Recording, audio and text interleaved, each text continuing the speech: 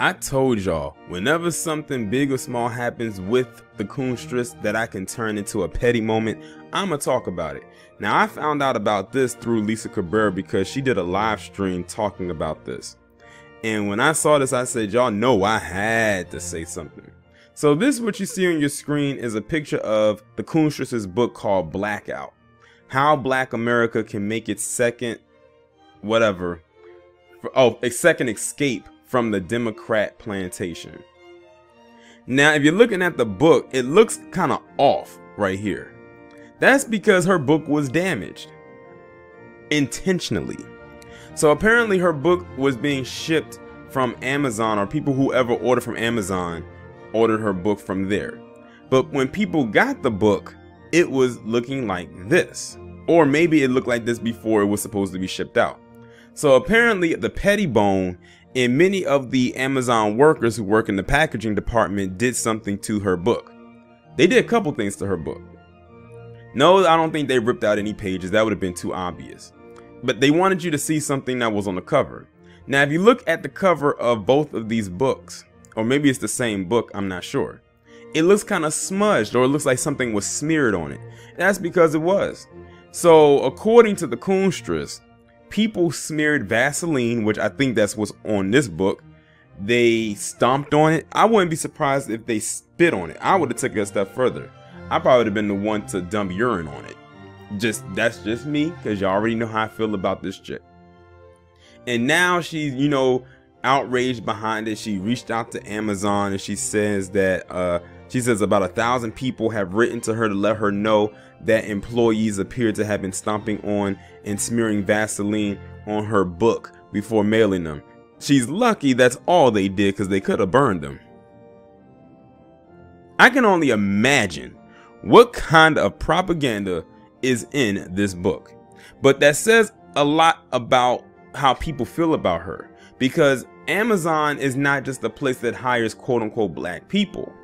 It's a very diverse hiring process. They have all walks of life in there, and I refuse to believe that only black people did this to her book. Truth be told, coonstress, there are many palm-colored people out there that do not like you, and they show just how much they don't like you by what they did to your book. I bet they wish they could have did more, but they said we can't make it look too obvious, so we're going to go ahead and do this. But then again, one of my followers on Twitter also said I wouldn't be surprised if, one, she did this to her own book and put this out there, or two, some of her followers could have done this to their own copy of her book and then put it out there and said that the Amazon employees did this. Because she does everything that this woman does is for attention. When she quote unquote calls people out, whenever she tries to make a claim about something, it always has some kind of attention grabber there somewhere, somehow, some way.